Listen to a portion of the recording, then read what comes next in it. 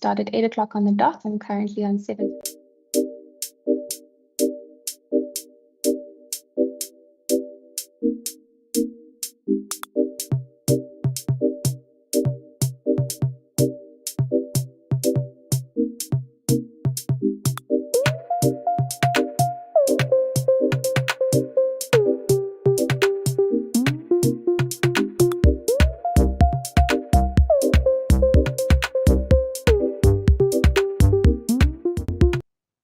Good morning, everybody. We'll kick off.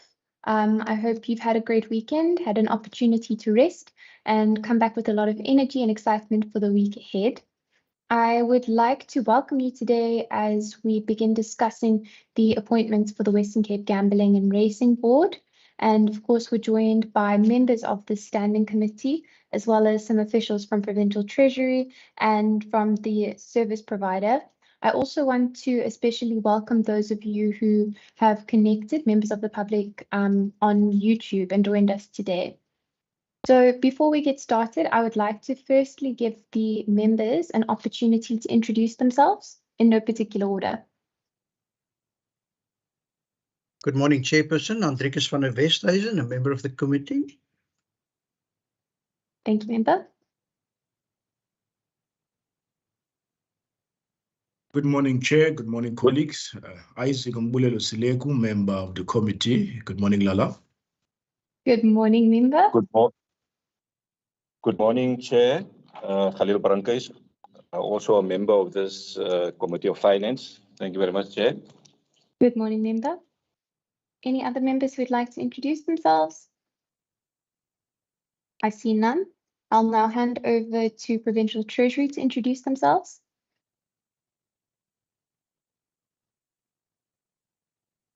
Good morning, Chair. I'm Shirley Robinson, Chief Director of Public Policy in Provincial Treasury. Thank you. Good morning, Shirley. Good morning, Chair and honourable members. Malcolm Boyson, Senior Manager of Fiscal Policy within Provincial Treasury. Thank you very much. And last but not least, I'd like to hand over to the service provider to introduce themselves. Good morning, Chair. Good morning, members of the committee. My name is Francois Labuschagne. I'm a Director of Nexus Forensic Services. With me is Mr. Johan Dippenaar, who is a Senior Manager. He was in charge of the verification exercise that we performed, and we will bring the results to you as in the form of a presentation. Thank you very much. So we'll now move on to apologies. I'd like to confirm with the procedural officer, have we received any apologies? Apologies, Chair. No, we have not received any. Thank you. I note that we are still waiting on Member Nkondlo, but perhaps she's running a little bit late at this stage. I would like to note for those who are joining online that we do have sign language available for those who would like that assistance. Then, members, are there any matters that you would like to raise before we move forward?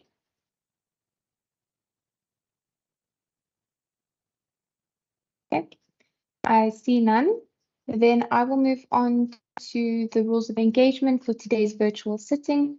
So I'd like to ask that for everybody who has joined us today, that you kindly keep yourself muted and turn your video off throughout the duration of the call, unless called on to speak. I will also turn off my video when the presenter is presenting. Then if there are any points of order or any matters that you'd like to flag, you can do so using the chat function. Lastly, I would also ask that you kindly turn off any notifications or any devices, mute them, which may interfere with the processes today. And with that being said, I would like to hand over to Provincial Treasury to provide us with their presentation on the process which led up to the shortlisting of the candidates to fill the vacancies for the board.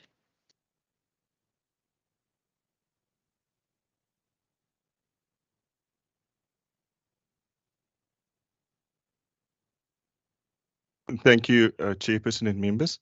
I would just like to establish whether the presentation is visible on the screen? Yes, perfect. Thank you, Malcolm. Right, thanks. So the presentation is basically just of a procedural nature, taking you to the process that we have followed.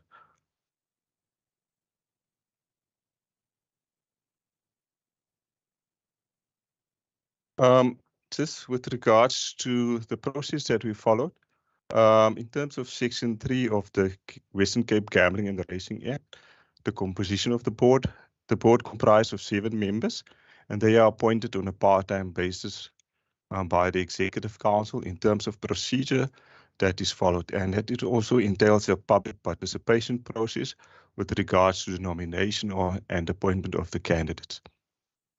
Provided that the relevant committee, which is the SCOF in this instance, shall evaluate all the candidates as for their suitability for the appointment.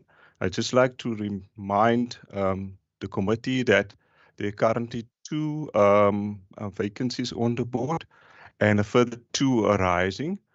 So that poses a challenge as the board has to comprise of a minimum of 5 members to be correct. So the members of the board shall be eligible persons in terms of Section 4, and they must have appropriate knowledge and experience, provided that also the appointments take regard of gender sensitivity. Dealing with Section 4 of the Act, which speaks to the eligibility of the appointment of members.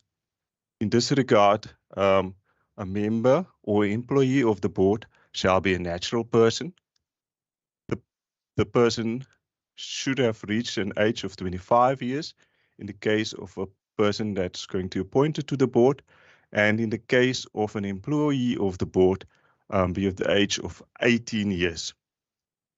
It is further required that it must be a citizen of the Republic of South Africa, and very importantly, then a resident of the Western Cape province. Then in terms of sub-regulation Section D, it must also be a person that is fit and proper as contemplated in terms of Section 28A I of the Act. And in this regard, it refers to a person that must be fit and proper person whose character, integrity, honesty, prior conduct, regard for the law, reputation, habits, and associations do not pose a threat to the health, safety, morals, good order, and the general welfare of the inhabitants of the province and to the provisions and policy of this act. So very importantly. And then in terms of E, the person must be of a good financial standing, and in terms of F, not be disqualified under Section 5. So this section then speaks to the disqualification from appointment. The person should not be convicted of an offence in terms of the Act, convicted of theft, fraud, forgery, the uttering of forged documents, perjury, or any offence under the Corruption Act of 1992, being unrehabilitated, insolvent, removed from any office of trust on account of misconduct or dishonesty, and then be a political office bearer. Which basically then excludes the members of this committee or councillors or members of the National Assembly. And then in terms of F, anyone, whether personally or through a spouse, family member, partner, or associate, have direct or indirect financial interest in the gambling business or establishment, or has interest in the business or enterprise that may conflict or interfere with the performance of duties as the member of the board. Then just in terms of the procedure that we follow, the accounting officer, the head official provincial treasury, shall publish in each of the official languages in the province in the Provincial Gazette and in such other printed media as he or she may consider appropriate invite nominations for candidates for appointment as a member of the board. So this notification was then published on 28th and 29th of October, and it closed on the 14th of November. A nomination containing the names, addresses, telephone number, and curriculum vitae of the nominee shall be submitted in writing to the designated accounting officer within 14 days of the date of publication. The accounting officer shall place at the disposal of each nominee for completion an application form, which then shall be returned to the accounting officer within 21 days from the date on which it was placed at the disposal.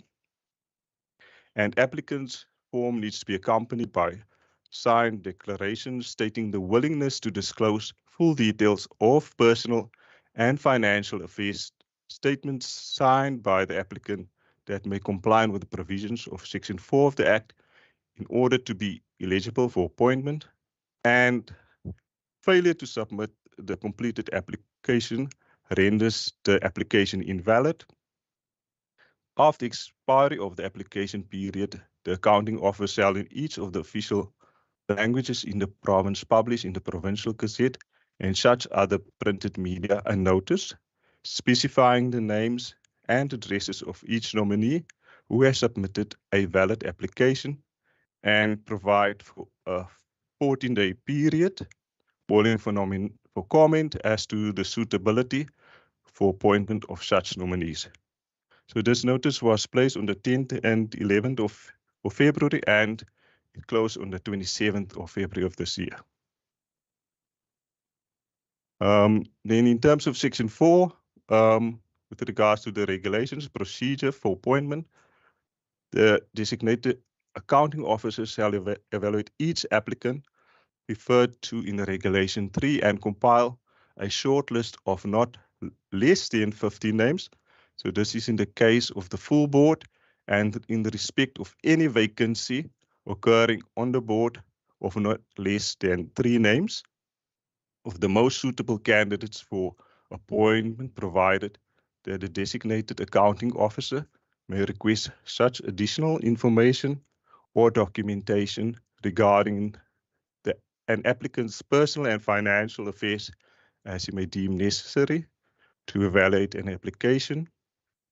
The shortlist referred to in sub-regulation 1, as well as a comprehensive list of all applicants together with the available information and documentation regarding the personal and financial affairs and public comment received in terms of Regulation 3(6) shall be submitted for consideration for the Standing Committee to review, and the relevant Standing Committee shall within 7 days from receiving the documentation referred to the sub-regulation 2 submit a final shortlist of not less than 15 names in the respect of the full board or in the respect of any vacancy occurring on the board of not less than 3 names, together with a comprehensive list of all applicants to the responsible member for submission for consideration to the Executive Council.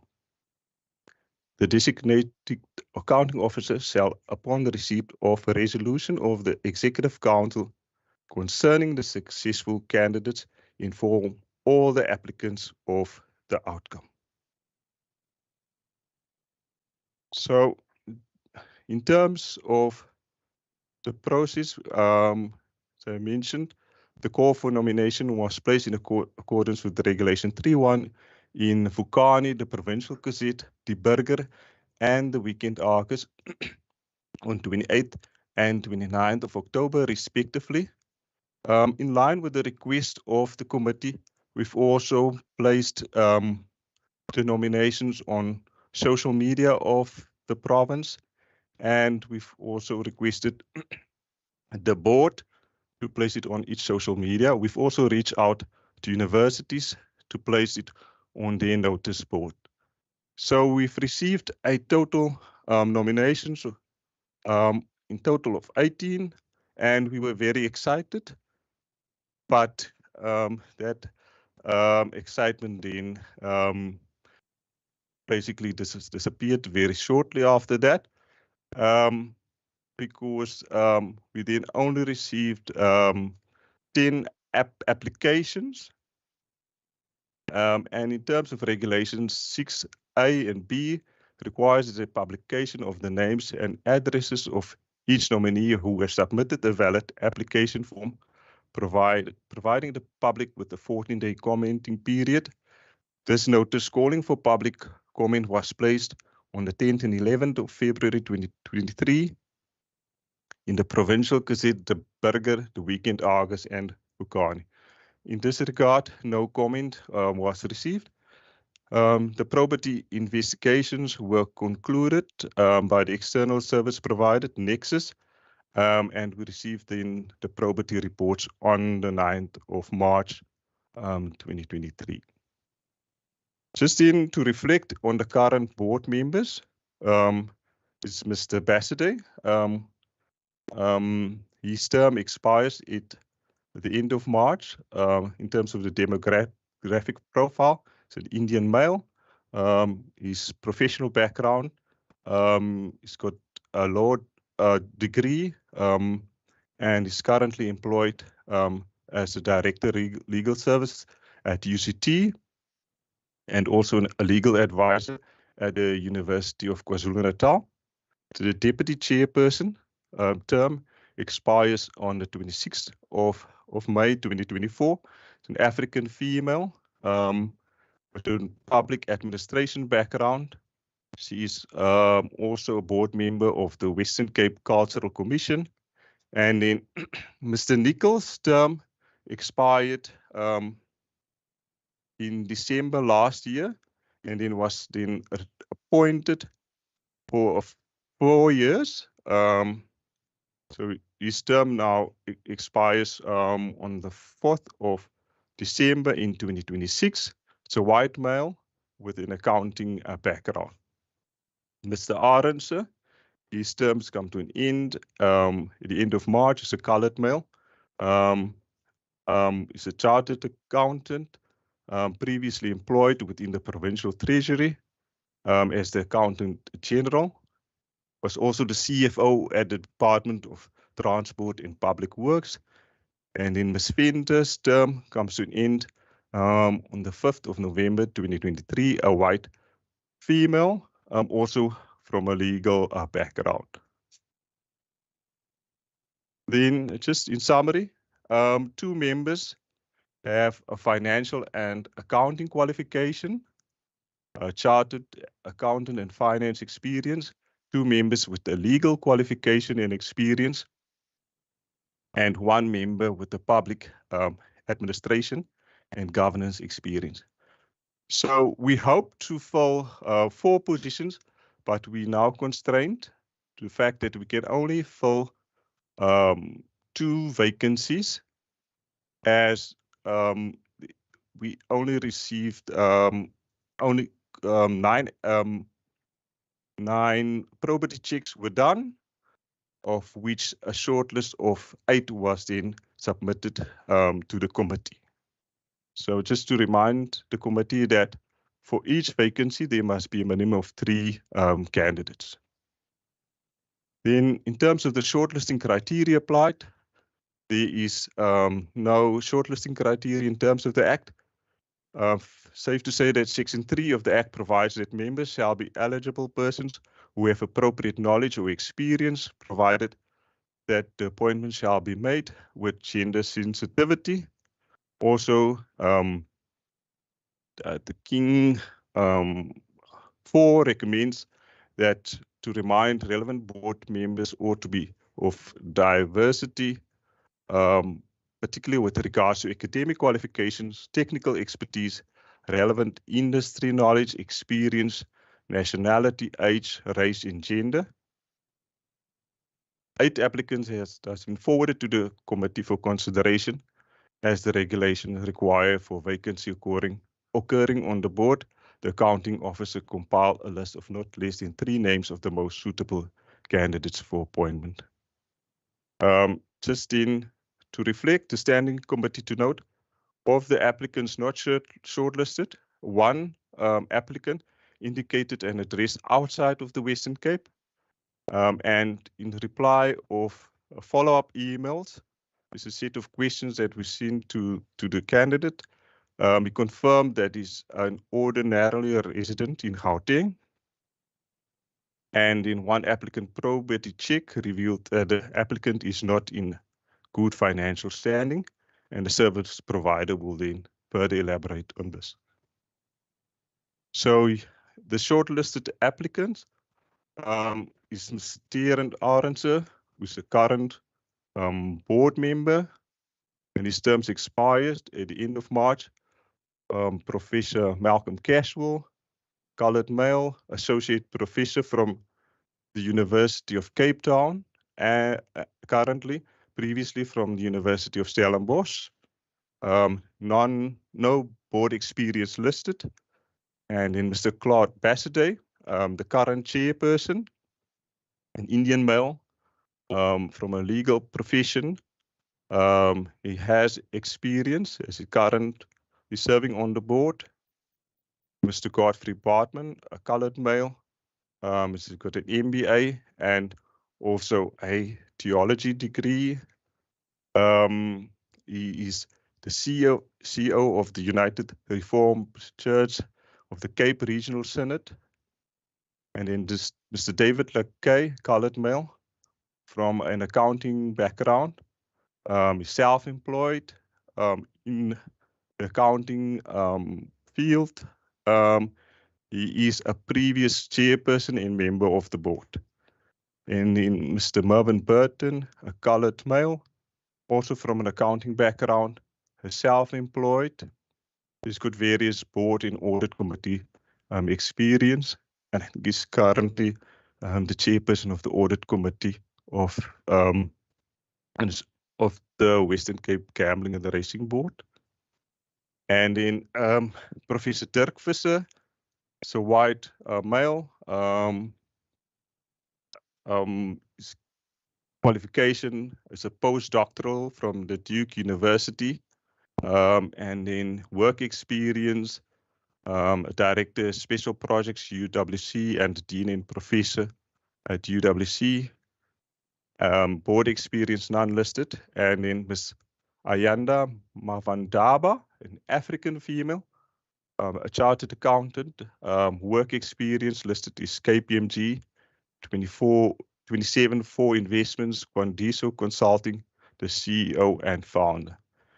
And then she was also listed board experience, the CPUT, Westgrow, and Equal Education. So she serves on the audit and the risk committees of those organizations.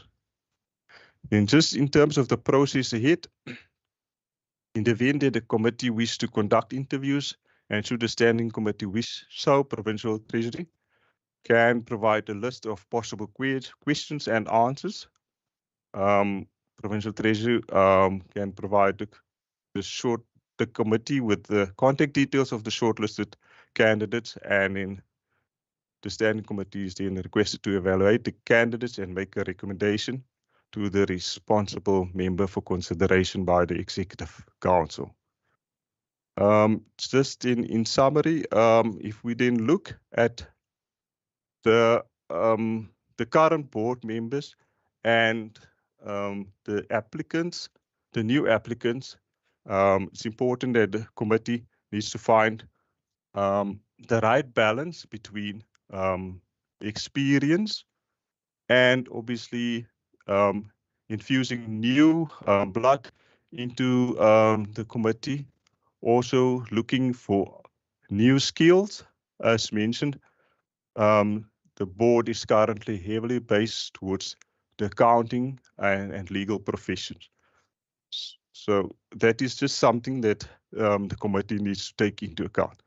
Chairperson, that concludes my presentation. Thank you.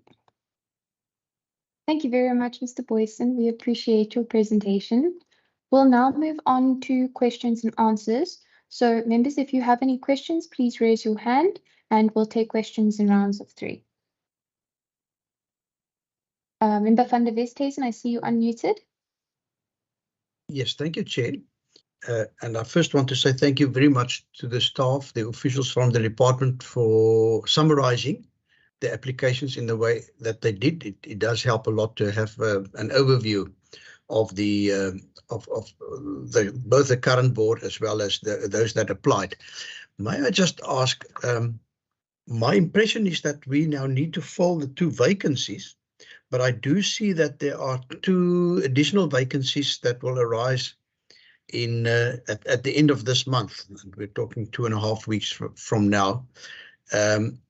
Perhaps if you could just give us some guidance, would you have to re-advertise for us in order to consider filling those 2 upcoming vacancies? And Chair, I think what we see today again is that we will have to look at the legislation in terms of the filling of these positions, as it takes quite a while, and even the quorum of 5 out of 7 does pose a particular challenge to the board. So, but perhaps just my first question on the number of vacancies that we are filling now, and the possibility of perhaps also looking at the upcoming vacancies.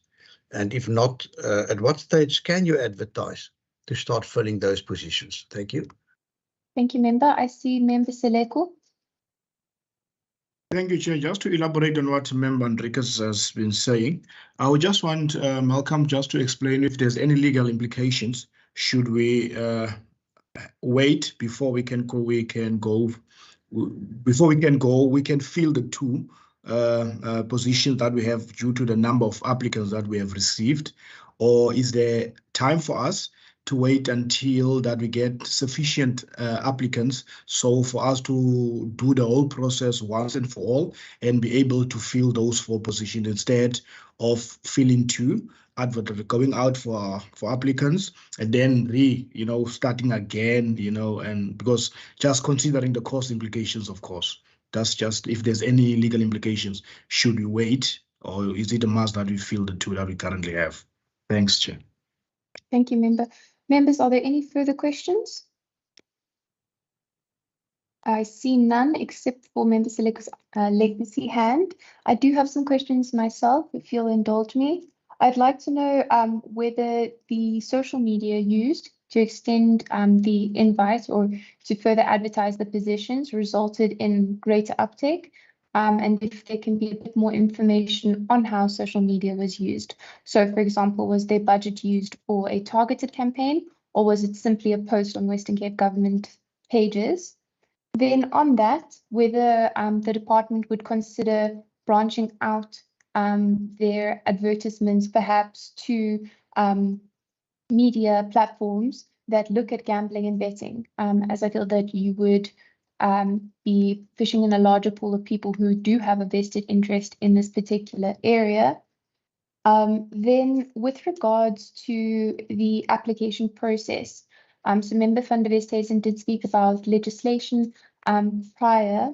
I wanted to understand whether there have been any measures taken since the prior appointments to simplify the process, as the application process is quite cumbersome, and whether as a result of any of the requests for information, personal information or probity, there was actually a decline in people applying.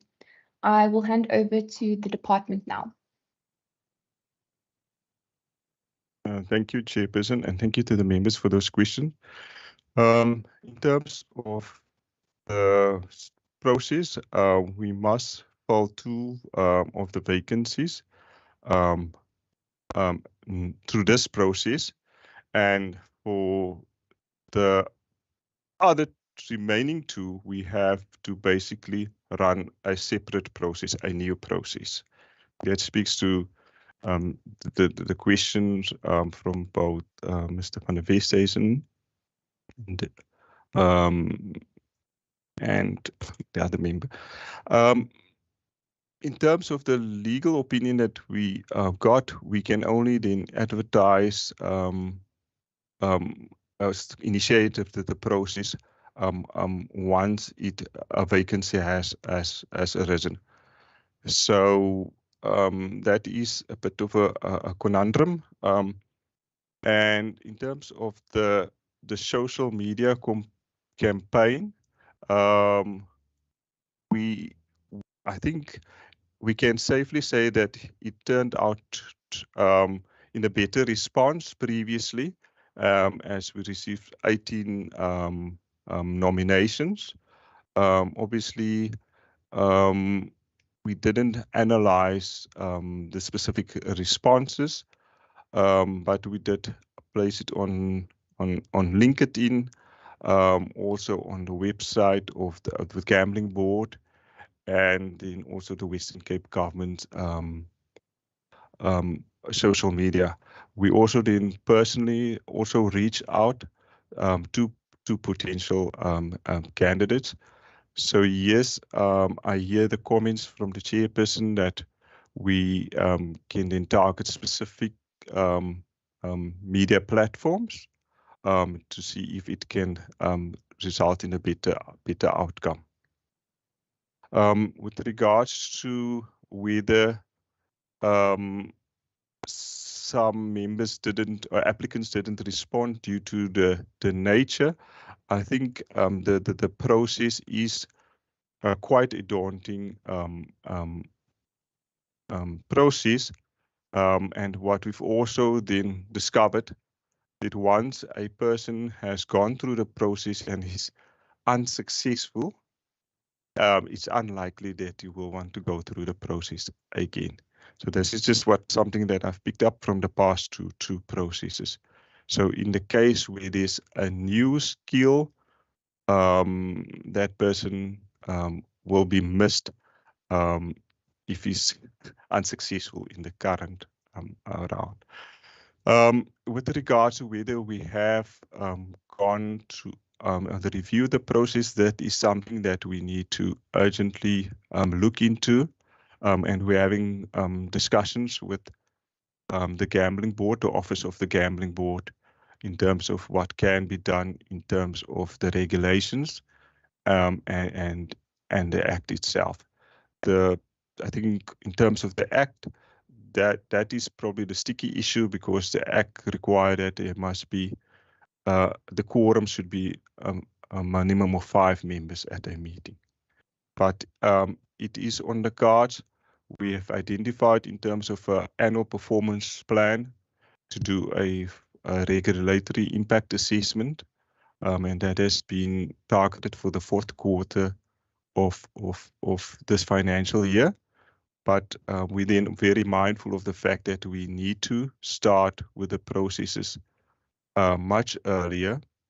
And then I think the issue that we're also going to look into is in cases to align some of the members' terms, so that it's make it easier to go through a one process to fill more members at a particular point in time, as it is quite costly and time consuming. Thank you, Chairperson. I see Ms. Robinson also want to come in. Thank you, Chairperson. Thank you, Malcolm. And just to underscore the points that Mr. Boyson has made, in being aware of the current skills set of the board, being orientated towards legal and accounting, we made a particular effort to reach out to the academia community across the Western Cape to try and look at bolstering the skill set, particularly given the review of the gambling policy and looking at the current the board's push in terms of research into problem gambling. That said, as Mr. Boyson has indicated, once nominations are accepted and then the application process is put forward, the extensive application process means that you really, really, really want to apply. You can't be considering maybe applying. It's just that the extent of the application process is not only incredibly detailed, but as all members are aware, incredibly probing into an applicant's status. In this respect, while 18 nominations were received, we do see a fall off when the extent of the application process. So in putting this, we want to raise perhaps with members where you do see additional skills coming to play. It is important to look at that balance of skills as well, and to consider how we in future manage that balance of skills. The process, as Mr. Boyson has said, is incredibly lengthy and costly, and there are delays that are unforeseen at all possible points of the process. So if we run a process, it takes between 4 to 6 months. That gives you an idea. And if there are any delays, there are delays that are not in the Treasury's sphere of control. And at any point, if we then do not align or do not get to a point where we're able to make a regulatory amendment on the terms, it does lead to quorum issues, and we are very aware of that. That said, I think, Mr. Boyson, we did start this process a good 5 months ago. So this is not a quick process for everyone, and it is also certainly quite costly in the run. Thank you, Chair.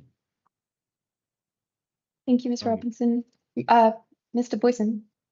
Yes, I think I just need to mention that the minister is now leaning towards making the appointments for the maximum period of 4 years as opposed to 3 years. So the Act provides for appointment can be 3 years, and then the minister can extend it. So that is also one way at which the minister and the accounting officer is looking at overcoming this problem. Thank you, Chairperson. Thank you very much, members. Are there any further questions or anything you'd like to put to the committee? I recognize Member van der Westhuizen.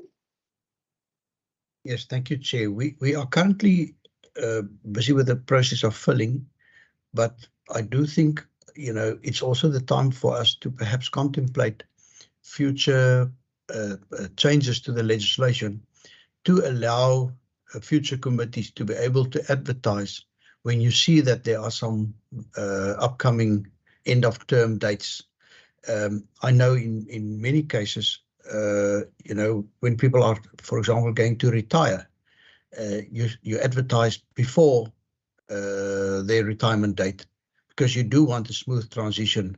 As a matter of fact, in many cases, people even want a handover from one person to another. So my proposal, and perhaps if you want it to be repeated at the end of this meeting, is that we first get that legal opinion, which says that, you know, a vacancy must first arise before we can start filling or with the process of filling that vacancy. And then secondly, you know, should that legal opinion be based on this piece of legislation, that we then, for future amendments to the gambling legislation, look at ways and means to try and allow for an earlier start to this process. I think we have raised it in the past, but perhaps not in these words. And I seriously think, while this is not on the agenda for today, that it's something for us to consider going forward. Thank you. Okay, thank you very much. Members, any other hands? All right, the one thing, Member van der Westhuizen. Yes, thank you, Chair. I think while we as a committee try to be as open and transparent as possible, the next point on the agenda will be then the feedback from the forensic investigation service provider, and that we as a committee say thank you very much to everybody that dialed in and that would be following this discussion on YouTube later on. But because of the fact that the probity reports contain personal information, and in order for us as a as committee members to engage and ask questions of a personal nature, that once we get to that presentation, that we go into committee and that we therefore close this meeting on the YouTube channel, etc. Thank you. Thank you, member. Can I get an indication from any other members if this is supported?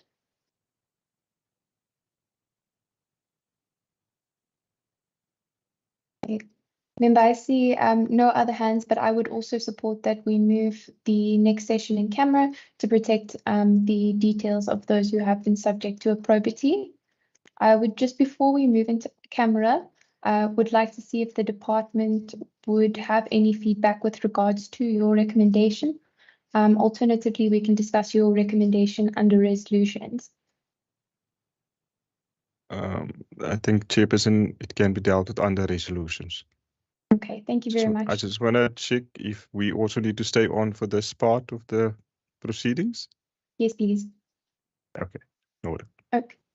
So members, guests, what we'll do now is ICT will turn off this portion of the meeting and then they will move us over so that we can have the rest of the meeting in camera. We will then open up the meeting thereafter. Thank you. If Zahida, you could give me a heads up once we have made that switch.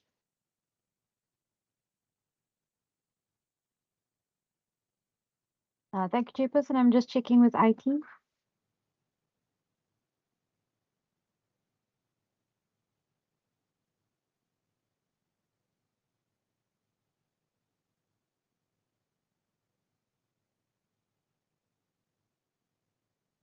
Okay, while the IT is busy with the switch, can I start just putting my presentation up so that we can confirm that there's a smooth transition to the